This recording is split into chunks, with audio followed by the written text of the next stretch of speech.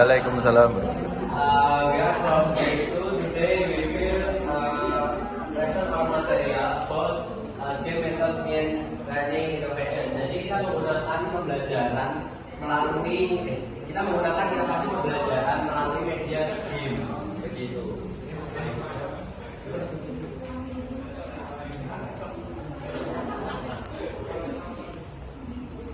The first is root problem. Root problem itu adalah akar masalah. Pertama adalah only a few students actively participate in learning activities.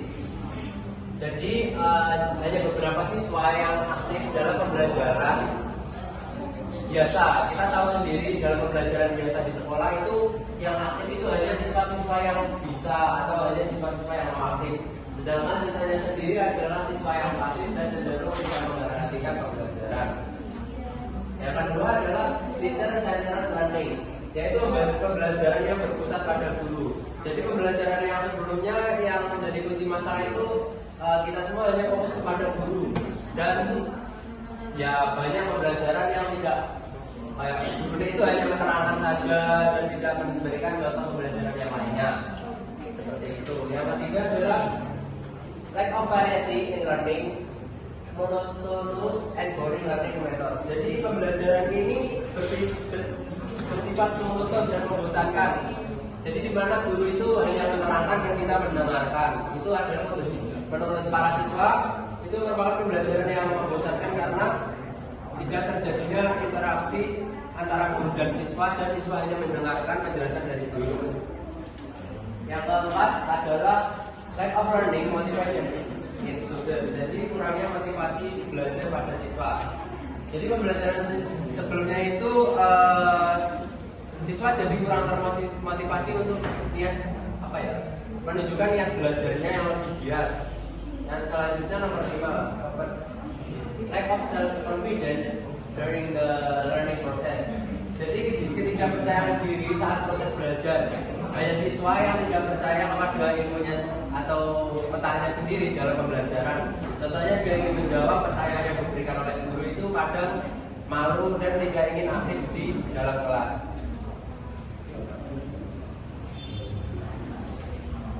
Yang selanjutnya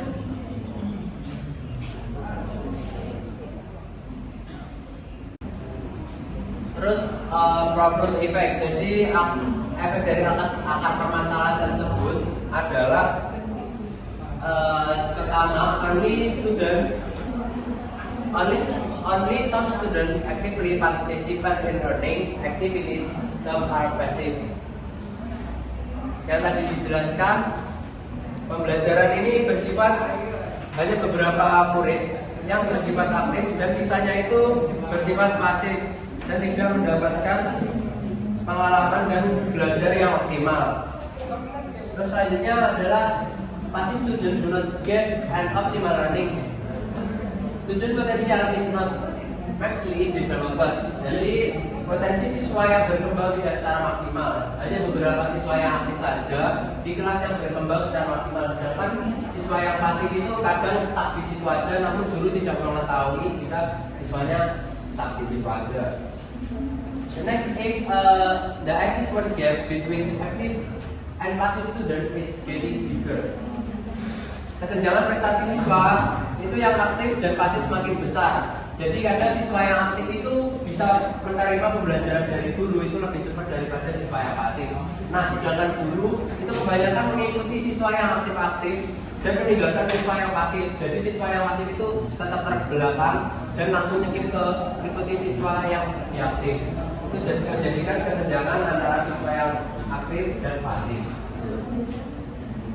Yang kedua adalah teacher-centered learning, the first is critical thinking, creativity, and problem solving skill are underdeveloped. Jadi kualitas dan pemecahan masalah itu kurang berkembang. Keterampilan berpikir kritis, kreativitas dan pemecahan masalah itu kurang berkembang. Yang dimaksud adalah ya kembali ke kesenjangan yang tadi, yang berpikir kritis dan berkreativitas itu hanya siswa yang aktif, sedangkan siswa yang pasif itu tidak. Yang selanjutnya adalah learning become less interesting and boring for student. Jadi pembelajaran itu menjadi kurang menarik bagi siswa dan membosankan bagi siswa. Yang next, the lack of variety in learning monotonous and boring tadi adalah it's difficult for student to maintain concentration and attention. Jadi pembelajaran yang membosankan itu menyebabkan siswa itu menjadi bosan dan susah untuk berkonsentrasi pada pembelajaran. Mungkin kayak kita pernah pasti kayak diterangkan di ngobrol sama kayak gambar atau dan lain-lain. Learning juga jadi pembelajaran yang menjadi seperti itu lebih kayak nggak berarti atau pembelajarannya itu kurang efektif, yang menghasilkan siswanya itu nggak mengerti tentang pembelajarannya itu 100% atau setengah-setengah itu. Siswa cenderung student tend to feel quickly. Siswa cenderung cepat merasa jenuh dengan pembelajaran yang seperti itu.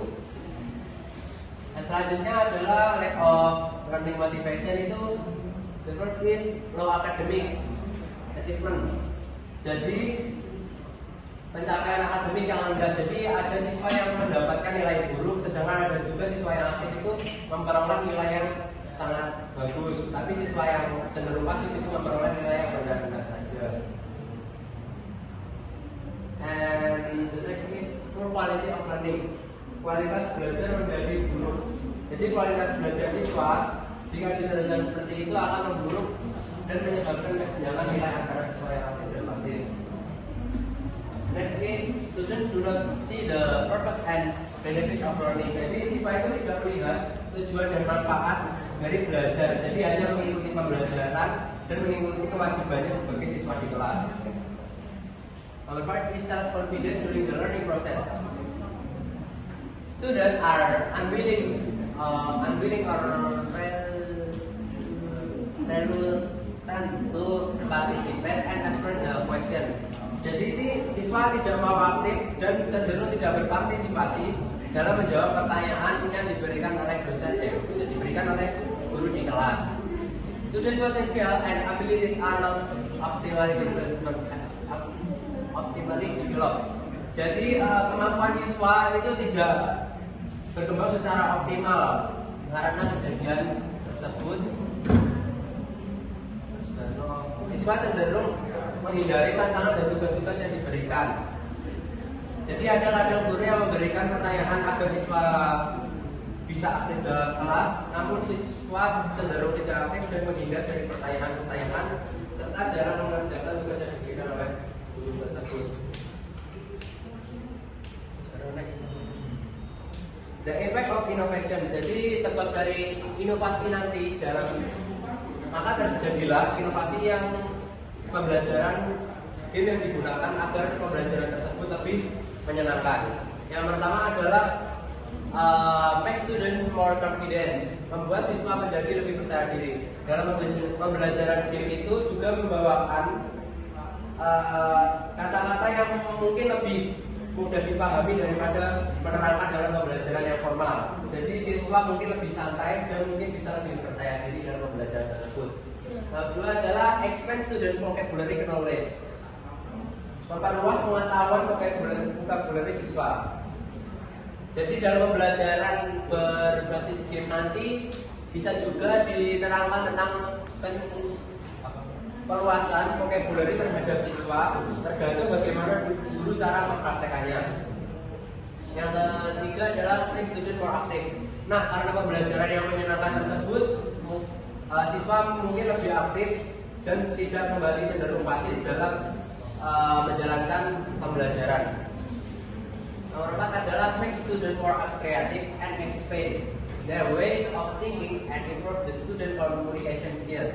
Jadi menjadikan siswa lebih kreatif dan memperluas cara berpikir mereka serta memperbaiki keterampilan komunikasi siswa. Jadi mungkin jika pada saat pembelajaran game tersebut diterapkan, contohnya seperti yang dilakukan Mbak Eka tadi, diterapkan beberapa kelompok, mungkin terjadi komunikasi antara kelompok tersebut yang menyebabkan siswa aktif dan pasif saling berkomunikasi bersama. Gitu. Nomor 5 is makes the class more fun, so student become more motivation to learn. Jadi membuat kelas ini menjadi menyenangkan sehingga siswa terpacu untuk belajar. Sepertinya pembelajaran game tadi itu juga bisa berdampak buruk, namun siswa juga mendapatkan dampak yang baik, yaitu terpacunya keinginan belajar dari siswa bersama teman-teman di kelasnya.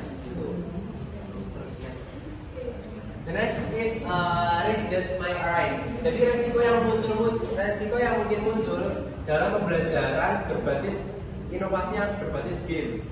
Number one is lack of education controls. Sometimes the games used are not fully aligned with the learning objective or curriculum, which can result in student learning things that are not relevant. Jadi kurangnya kontrol edukasi terkadang game itu yang digunakan tidak sepenuhnya sesuai dengan tujuan pembelajaran atau kurikulum yang bisa mengakibatkan siswa mempelajari hal-hal yang kurang relevan. Terkadang ada pembelajaran yang menggunakan media game itu malah tidak mengarah sesuai dengan kurikulum dan mengakibatkan siswa itu belajar hal-hal yang kurang relevan dalam kurikulum tersebut. Yang selanjutnya adalah distraction. Games that are too engaging can cause students to focus more on the entertainment aspect rather than the education aspect, resulting in learning objective not being maximized. Jadi distraksi game yang terlalu menarik bisa menyebabkan siswa fokus pada aspek hiburan daripada aspek edukatif sehingga tujuan pembelajaran tidak tercapai secara maksimal. Jadi mungkin siswa itu tidak fokus terhadap pembelajarannya, namun hanya fokus terhadap game yang terterapkan dalam pembelajaran tersebut. Yang selanjutnya adalah game dependency. Exercise use of game can cause the student to become dependent on external stimulus to learn and less able to learn independently. Jadi ketergantungan game ini, pengguna game yang berlebihan dapat menyebabkan siswa tergantung pada stimulus eksternal untuk belajar dan kurang mampu untuk belajar secara mandiri. Jadi siswa akan pengennya itu mengikuti pembelajaran secara game terus dan susah untuk diterapkan pembelajaran secara formal atau normal seperti biasanya, yang menyebabkan siswa ini susah dan tidak mampu untuk belajar secara mandiri dan hanya bisa belajar melalui bimbingan orang lain atau guru. Oke, mungkin itu saja tentang pembelajaran tentang inovasi pembelajaran melalui media game. Adakah yang bisa ditanyakan teman-teman jika ada yang kebingungan?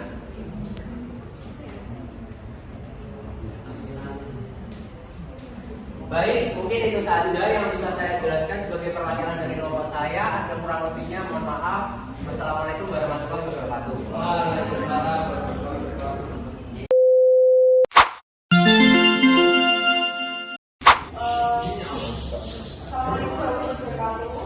Waalaikumsalam.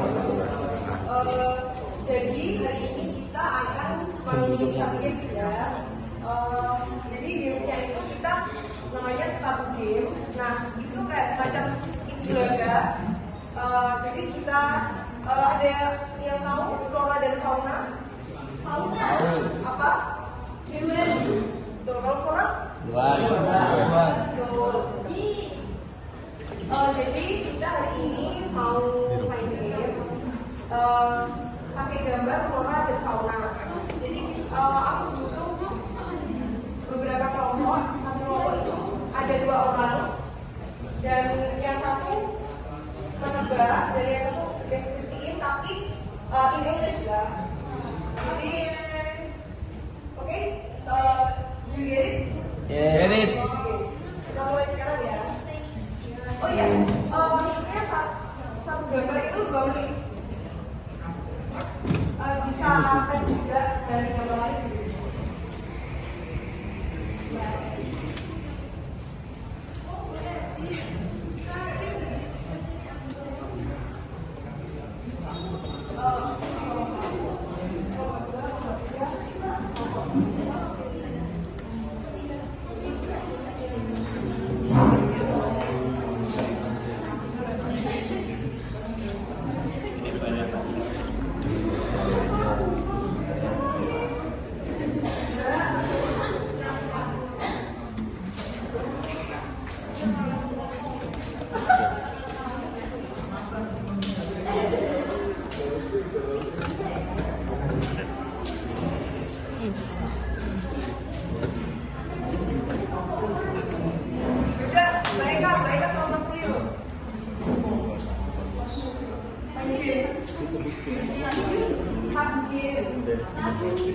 kayak gambar. Jadi kalian ekspresi dia nebak lewat gambar yang dikasih. Satu gambar itu 2 menit ya waktunya. Ayo yang lainnya yuk. Ada.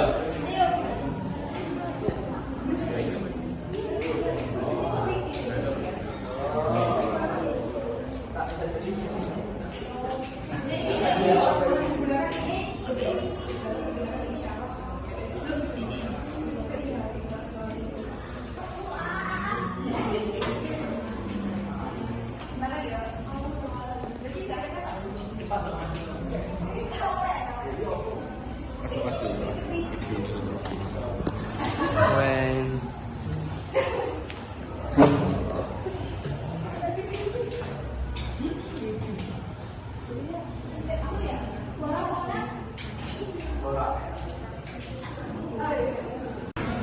Enggak tahu apa buat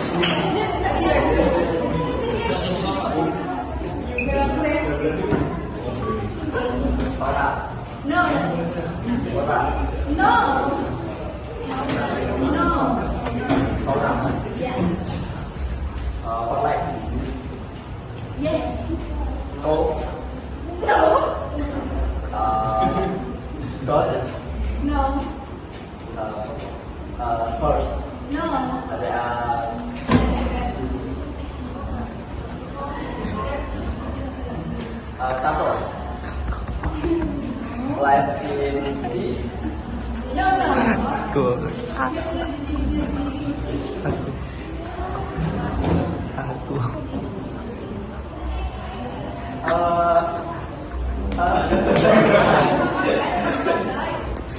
ya. ya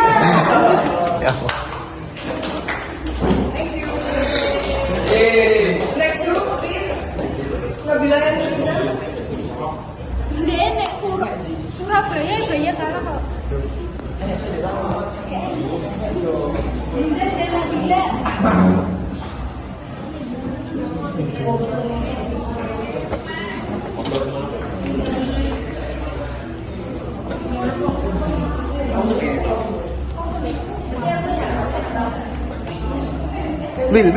Bil, yang keras ngomongnya Bil.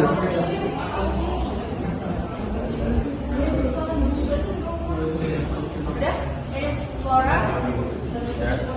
A plant. A flower.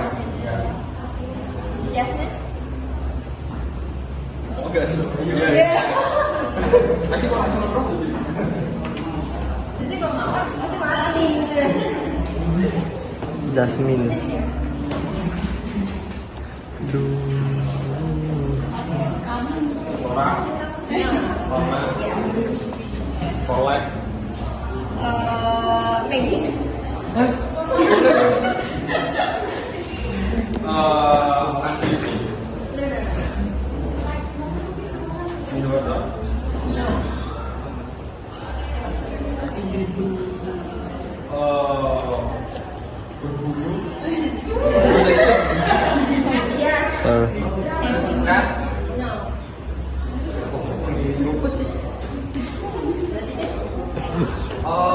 Maggie.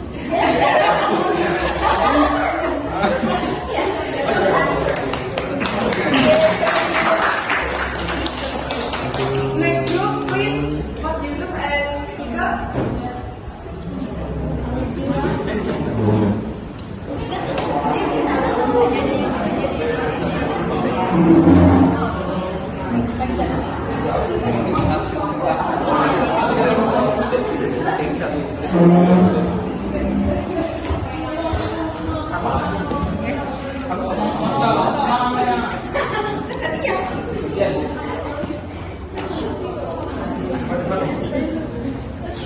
Sob maju sob.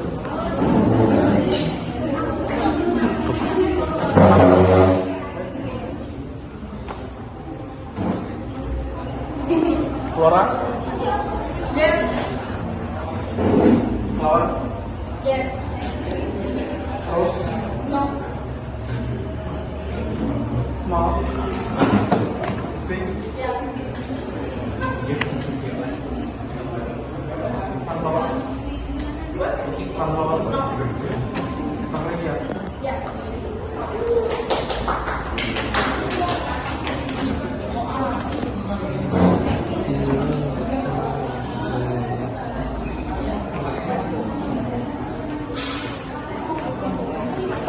yes,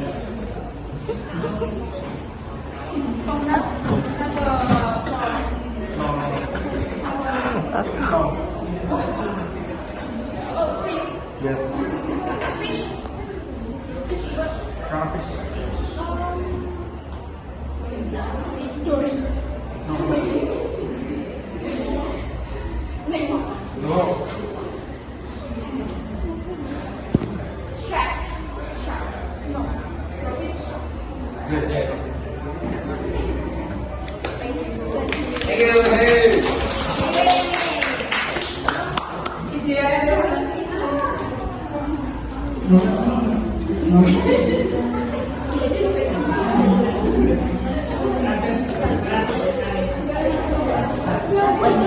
Okay. Thank you for your nice attention. Wassalamualaikum warahmatullahi wabarakatuh.